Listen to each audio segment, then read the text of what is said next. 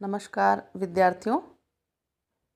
BA भाग प्रथम के द्वितीय प्रश्न पत्र प्रतिनिधि भारतीय राजनीतिक विचारक में आज जो हमारा टॉपिक रहेगा वो है राजा के बारे में कौटिल्य के विचार। राजा के बारे में कौटिल्य ने बहुत अधिक विस्तार पूर्वक लिखा है, जिसमें राजा के लिए क्या आवश्यक गुण होने चाहिए, उसकी दिनचर्या कैसी होनी चाहिए या उसको कौन कौन से कार्य करने हैं, इन सब के बारे में कौटिल्य ने हमें बताया है। तो राजा, क्योंकि जब हम सप्तांग सिद्धांत की बात करते हैं, चाहे वो मनु हो कौटिल्य हो, उसमें राजा को सर्वोच्च अंग के रूप में स्वीकार किया गया है। तो राज्य के, जैसे मैंने बताया, सप्त अंगों में कौटिल्य भी राजा को ही राज्य का सर्वोच्च एवं प्रधान अंग मानता है। वह राजतंत्रीय शासन को ही सर्वोच्च स्थान प्रदान करता है और उसके अनुसार शासन की सफलता राजा की शक्ति और योग्यता पर निर्भर करती है।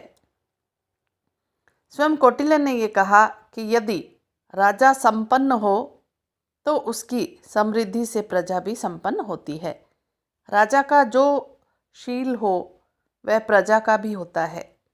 यदि राजा उद्यमी और उत्थानशील होता है तो प्रजा में भी गुण आ जाते हैं, और यदि राजा प्रमादी हो तो प्रजा भी वैसी ही हो जाती है। अतः राज्य में कूट स्थानीय यानी केंद्रभूत राजा ही होता है। राजपद एक बहुत ही महत्वपूर्ण पद है, और ये इतना महत्व का पद है कि इसको धारण करने वाला यानी राज्य वो बहुत ही गुणवान होना चाहिए। कौटिल्य ने राजा की कल्पना ऐसे ही व्यक्ति के रूप में की है। वह राजा को राजर्षि मानता है, जो प्लेटो के दार्शनिक शासक से किसी भी प्रकार कम नहीं है।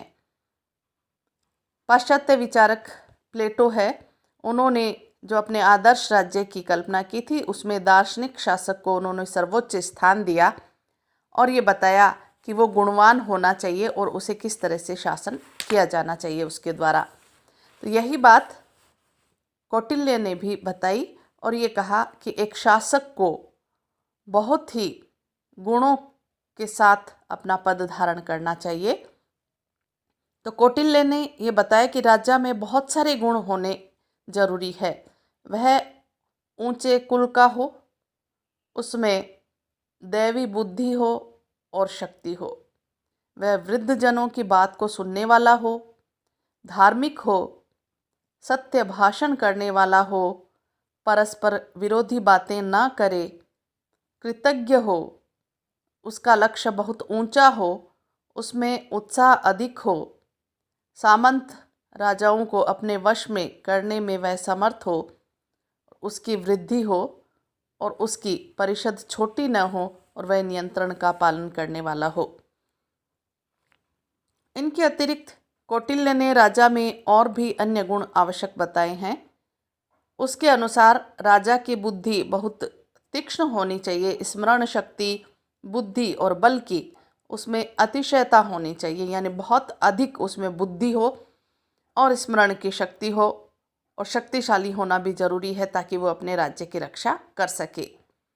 आगे कौटिल्य ये बताते हैं कि वह अत्यंत उग्र और अपने ऊपर नियंत्रण रखने वाला, सब शिल्पों में निपुण, सब दोषों से रहित और दूरदर्शी होना चाहिए।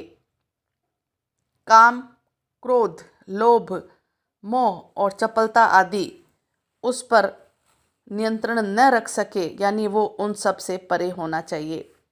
तो कौटिल्य इस तथ्य से या इस बात से परिचित है कि उपर्युक्त सभी गुणों से युक्त व्यक्ति ही सरलता से नहीं मिल सकता, और इनमें से कुछ गुण तो स्वाभाविक होते हैं और कुछ अभ्यास के द्वारा भी प्राप्त किए जा सकते हैं। मनुष्य के स्वभाव और चरित्र पर वंश परंपरा का प्रभाव होता है, किंतु अभ्यास से उसमें कुछ परिवर्तन संभव हो सकता है। अभ्यास से प्राप्त गुण अधिक महत्वपूर्ण होते हैं, इसीलिए कौटिल्य ने राजा की शिक्षा पर अत्यधिक बल दिया है।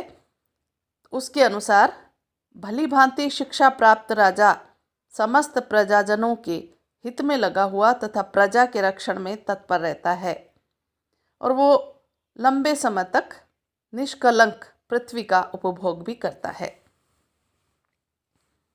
और इसके विपरीत जिस प्रकार घुन लगी हुई लकड़ी शीघ्र नष्ट हो जाती है, उसी प्रकार जिस राजकुल के राजकुमार शिक्षित नहीं होते वह राजकुल बिना किसी युद्ध के ही नष्ट हो जाता है।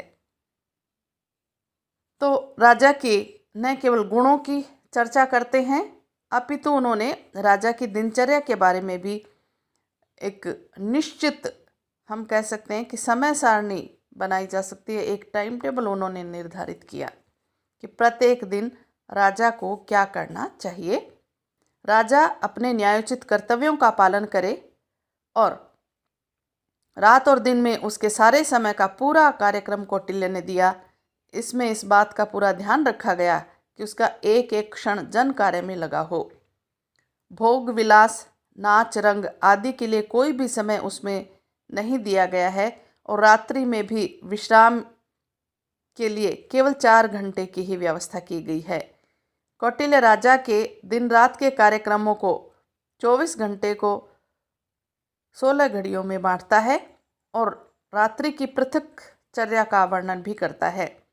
प्रत्येक घड़ी 1.5 घंटे की होती है और जिस दिनचर्या की चर्चा कौटिल्य ने की है उस पर हम दृष्टिपात करें तो वास्तव में लगता है कि कौटिल्य कितने महान थे और महान विचारक, महान विचार रखने वाले, अपने महान या श्रेष्ठ बुद्धि के धनी कौटिल्य कहे जा सकते हैं। तो राजा की दिनचर्या की चर्चा करते हुए कौटिल्य ने ये कहा, प्रथम घड़ी में प्रजा की रक्षा व्यवस्था की देखरेख तथा हिसाब किताब की जांच करे। द्वितीय घड़ी ग्राम व नगरवासियों का प्रशासन।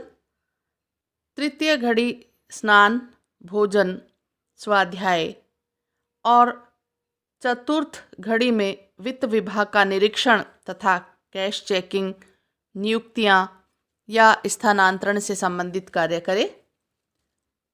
पांचवी घड़ी में मंत्रियों तथा गुप्तचरों से मंत्रणा करे।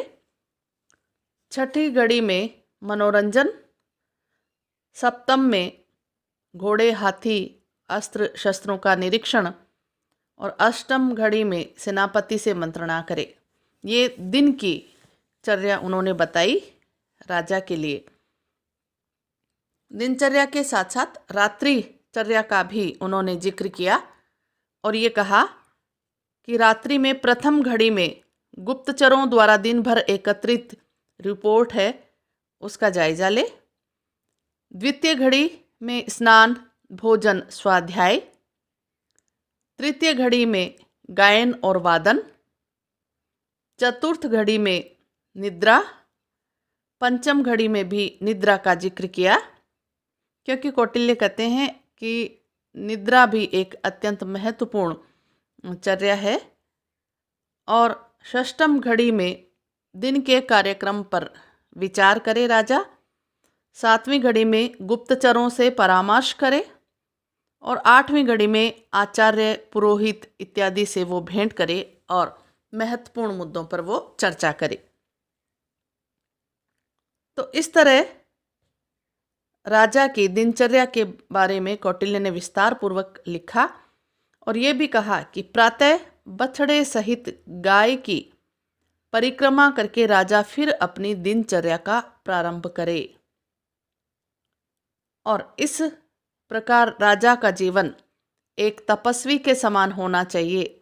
कौटिल्य की विचारधारा को व्यक्त करते हुए श्री भगवान दास केला लिखते हैं कि राजपद का ऐश्वर्य कांटों के मुकुट के समान है जिसे सेवा भाव से ही ग्रहण किया जा सकता है।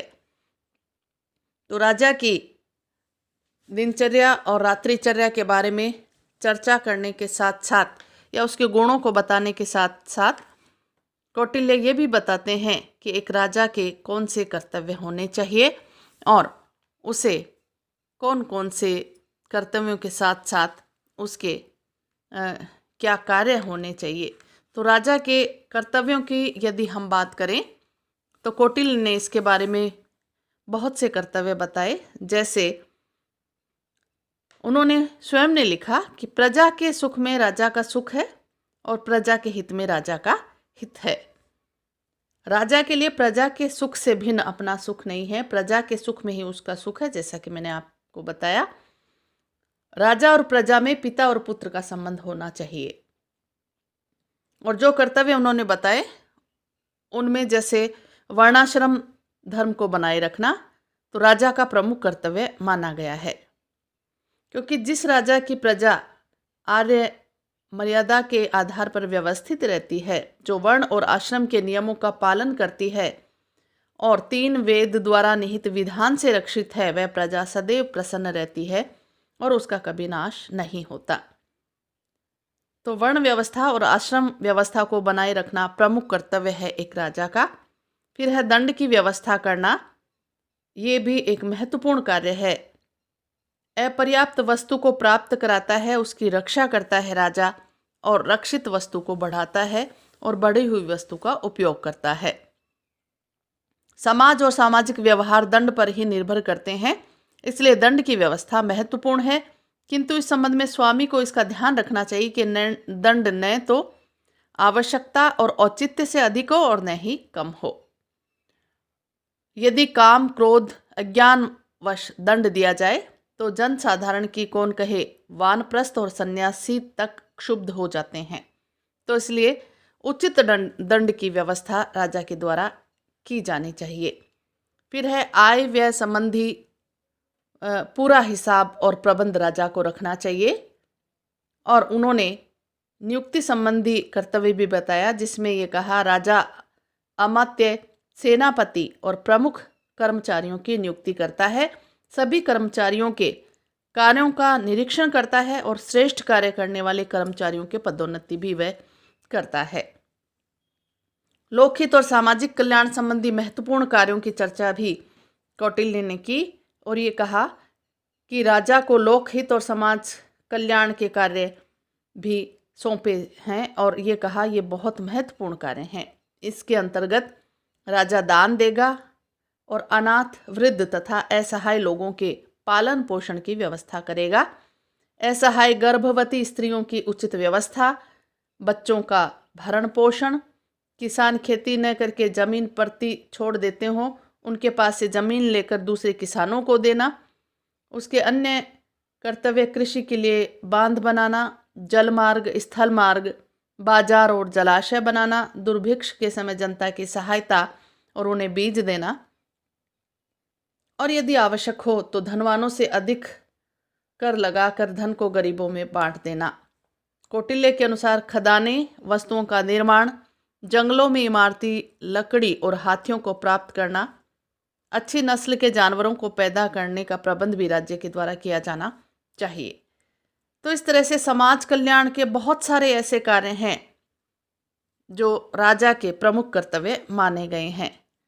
युद्ध करना भी कर्तव्यों में शामिल है। वर्तमान समय में युद्ध करने को राजा के कर्तव्य में भली भांति शामिल करते हुए उन्होंने ये कहा कि भले ही आपत्ति की जाए, कौटिल्य के अनुसार युद्ध करना राज्य का एक प्रमुख कार्य है। कौटिल्य के अर्थशास्त्र का केंद्र एक ऐसा विजिगीषु राजा है जिसका उद्देश्य निरंतर नई भूमि प्राप्त कर अपने क्षेत्र में वृद्धि करना है। कौटिल्य राज्य की सभी आर्थिक और अन्य संस्थाओं की महत्ता इसी मापदंड से निश्चित करता है कि ये राज्य को किस सीमा तक सफल युद्ध के लिए तैयार करती है। अर्थशास्त्र के 15 अधिकरणों में से 9 अधिकरण प्रत्यक्ष या परोक्ष रूप से युद्ध से ही संबंध रखते हैं। तो इस तरह बहुत से कर्तव्य कौटिल्य ने राजा के बारे में बताए हैं जो अत्यंत महत्वपूर्ण हैं और एक राज्य की रक्षा और उसके विकास के लिए प्रत्येक राजा को गुणवान होने के साथ साथ अपने कर्तव्य का पालन भी करना चाहिए। धन्यवाद।